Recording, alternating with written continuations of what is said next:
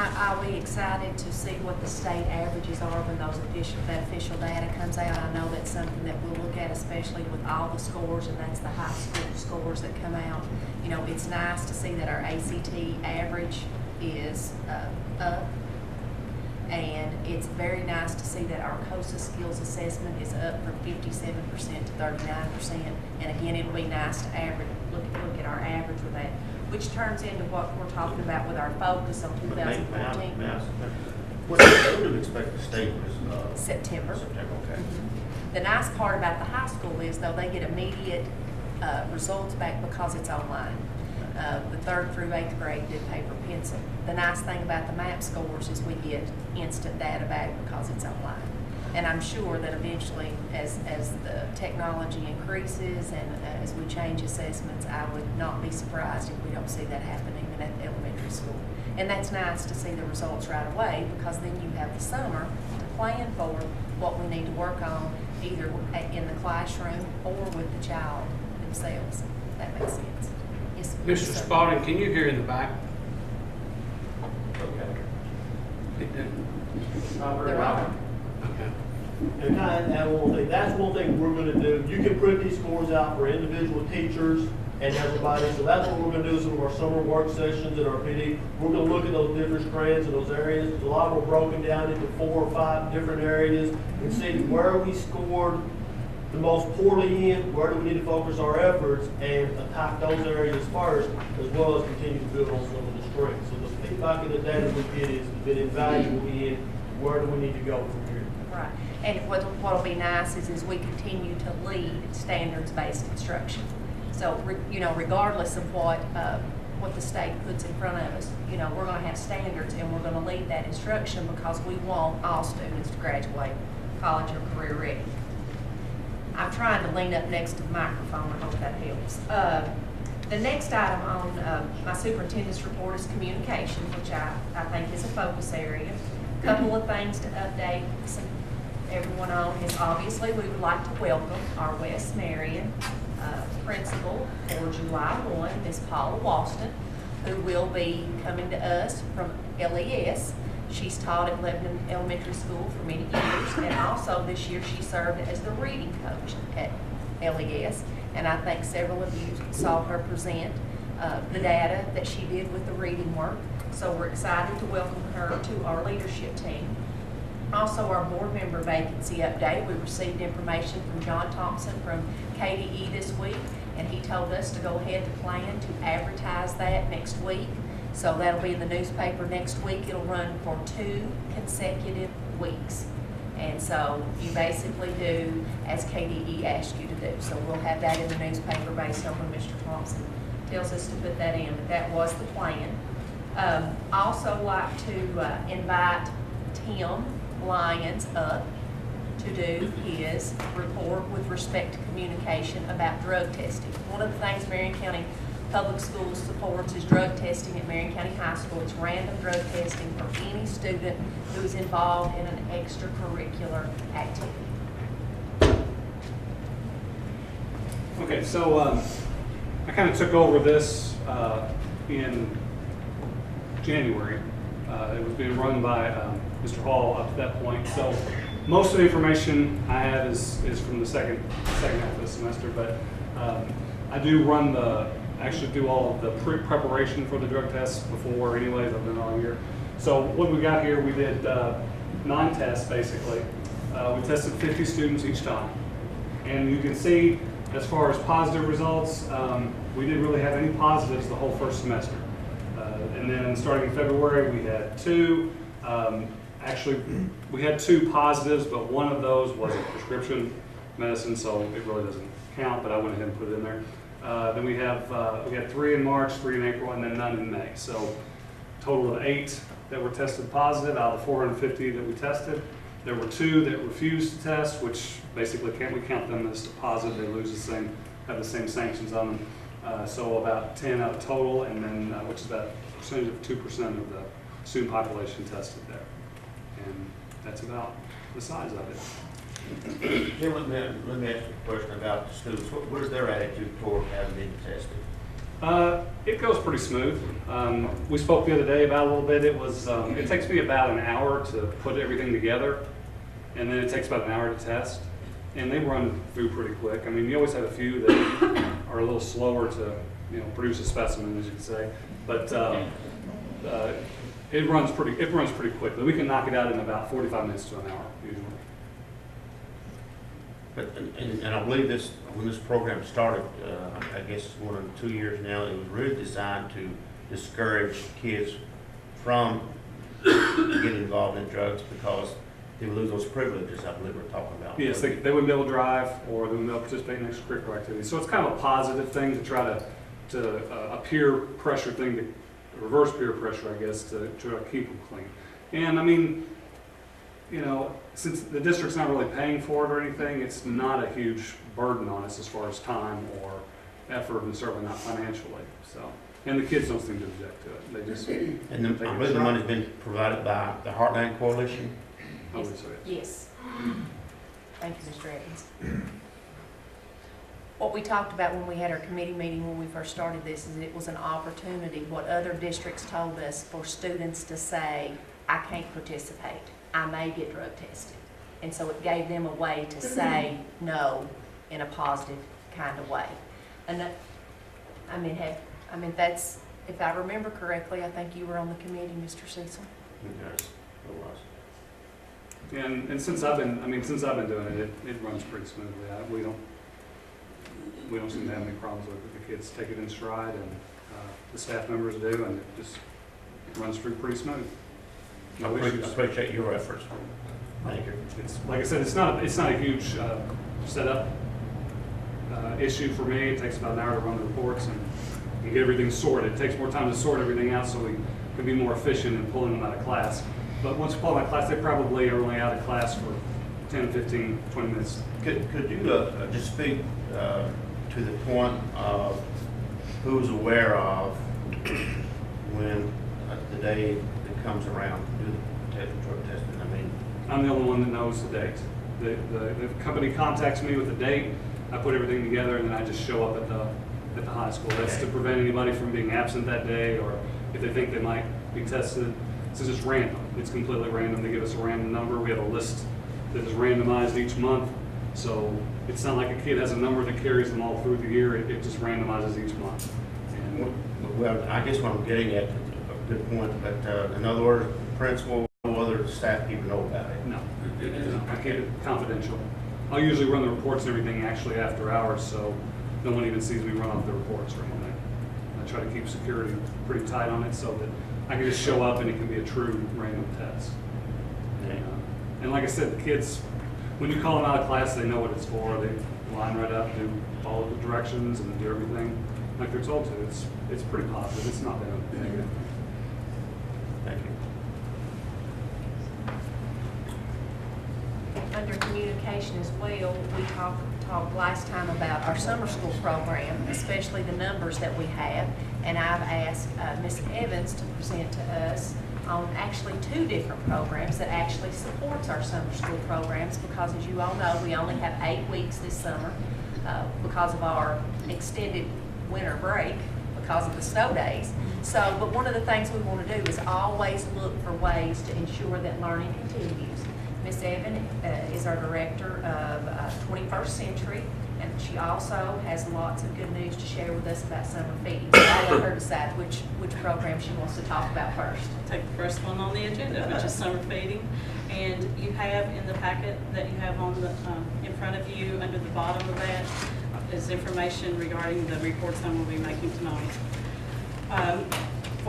Our summer feeding program started yesterday, so we had from closing day on Friday to be ready for summer feeding yesterday, and we will end summer feeding this year with one location that will be serving food in August prior to school starting. Meals are being prepared at Lebanon Elementary School. We have 9 employees that are preparing meals, and one of those 9 serves as the manager for summer feeding. All our sites are considered open sites, meaning that students can walk in and receive a free meal at any of the sites that we're serving meals in the county. They don't have to be a part of a summer program to receive meals free for the summer. Currently, we have 24 approved sites in our district. We have someone that's called and scheduled to come in and apply for another site in the next day or so, and we're receiving calls daily for additional site approvals in our district. For the past 2 days, and this is not combined, each day we served 610 lunches, 205 snacks, and 100 supper meals. Yesterday was my first opportunity to be working with summer feeding, and when I arrived at the place they were preparing meals, they had prepared 700 hot dogs yesterday, getting ready for that. So I think that's quite a large number for us, for the district to be preparing for summer feeding. Any questions or comments? Are there any financial qualifications for anybody participating in this program? No, not So anybody- really. And they're free everywhere because of our district poverty level. So we don't have to worry about that if you go one place, you get a free meal, another place you don't. Adults have to pay if they do, but no, if you're a student really 3 years and up, you And can for the benefit participate. of the people in the county, this money, a lot of it comes from federal programs. It is federal, it's all federal. All federal. We served over 14,000 meals last I year. will say the children love it. They absolutely, they look forward to going. They're on their best behavior. They absolutely love it. I mean, just like, I don't know, I've never seen that like it. They love it. They look forward to getting there. They want to get there on time. They do. Yeah, they had hot dogs yesterday, and they had hamburgers today, and when I was doing the monitoring, we have to go to every site the first week that they participate. And I was at the high school today for a couple of sites that they have at their school, and they were all eating their hamburgers just where they weren't talking at all. And I asked them, I said, would you like to have this same thing every other day? They said, absolutely, absolutely. They said, we love the hamburgers, but we can't have them out. Okay. 21st Century, I also included what I'm going to, and I'm actually just going to read off what I have for 21st Century so that we can move along and not have a lot of redundancy or repetitions within the presentation. And first I have, pardon? I would say that Bush doesn't know where the 21st century is located. Okay, 21st Century Learning Program is located in the Adult Education Building off of Harrison Street, right behind the Hurricane Building. In that building, we have community education, adult education, migrant education, and 21st Century program. The grant was written and approved for the 21st Century Learning Program to serve Glasscock Elementary, Lebanon Elementary, and Lebanon Middle Schools. This year, they have served 64 elementary age students and 18 middle school students. All students attending have homework help twice a week for a minimum of 45 minutes per day. And usually that's extended. Just seems like to me it's gotten longer and longer as their homework requirements have increased. Homework is sent by teachers per individual student, and part of the time with homework they also have certain skills that they're behind on that they're working on at the 21st Century Learning Center. Students are also helped with projects assigned in any content area, which requires research and materials otherwise unavailable to the students. Homework help also focuses on the accelerated reader and accelerated math requirements at each school. Oftentimes students have a lot of problems getting all their accelerated reader points and accelerated math points. Well, they work on that also at the center. Additional help and activities are provided to focus on student mastery skills necessary to be successful in all content areas, but are not yet mastered.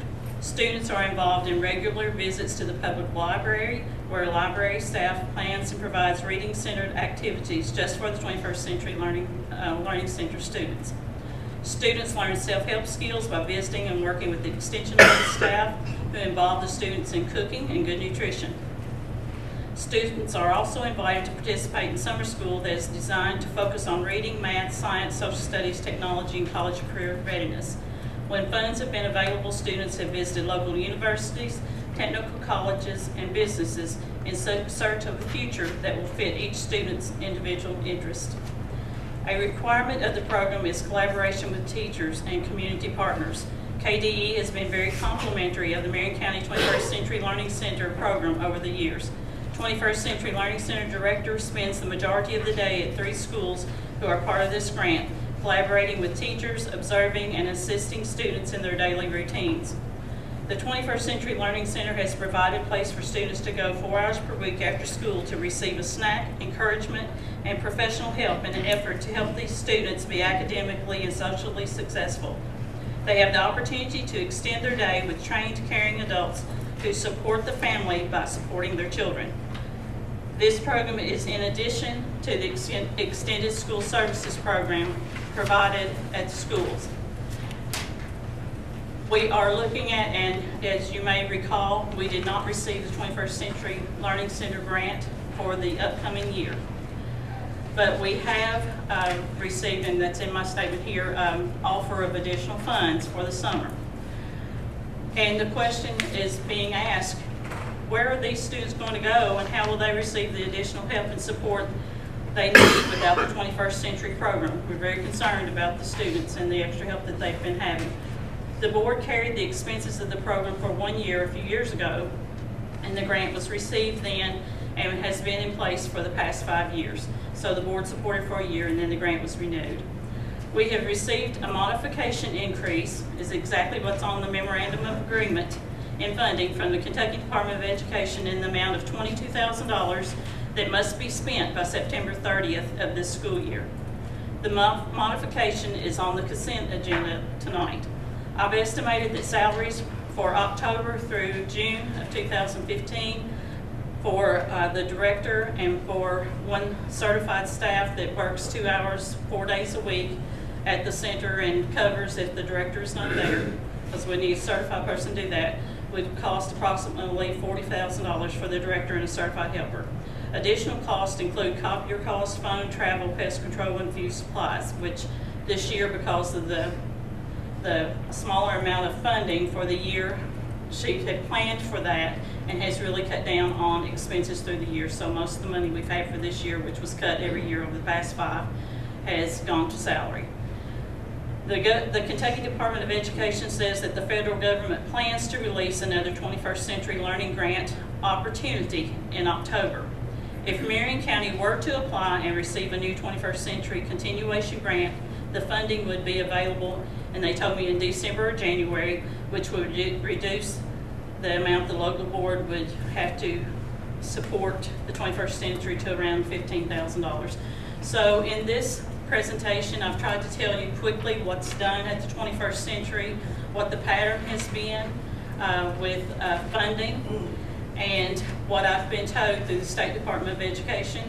And we are planning on applying that $22,000 towards the remainder of the summer program and take care of staff at the 21st Century through September 30th.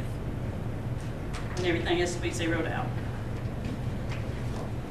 Any questions or comments? I think it's wonderful, and myself, I encourage us to look to see if we can handle that, and because in that way we can apply for the grant. And I think if we let it go, then, we have less chance to get the grant, because we feel like it's important enough that we're going to support it until we can find out. And sometimes that helps, especially when you're applying for the grants. And another thing I wanted to say about the kids, on the night when they feed the parents and they've invited the board members, they just glow, and their self-confidence is just wonderful. The meal that they're putting on for everybody, it's outstanding too. They love 21st Century. They love it. Thank you. Thank you. And Miss Amanda and Miss Stewart are in the back. They're actually members of the 21st Century team. They lead that, and they're excited about the fact that we've got the extra money to keep it going. So we'll continue to have conversation about what we can do to keep that program up and running. I think when Mr. Spalding was the director, I think the same thing happened, and the board put the money up, and then we reapplied and we got the grant. So this is not the first time that this has happened. So hopefully we can get that going. I am pleased that we did get the $22,000 to keep it going for the summer program that we had planned for our kids.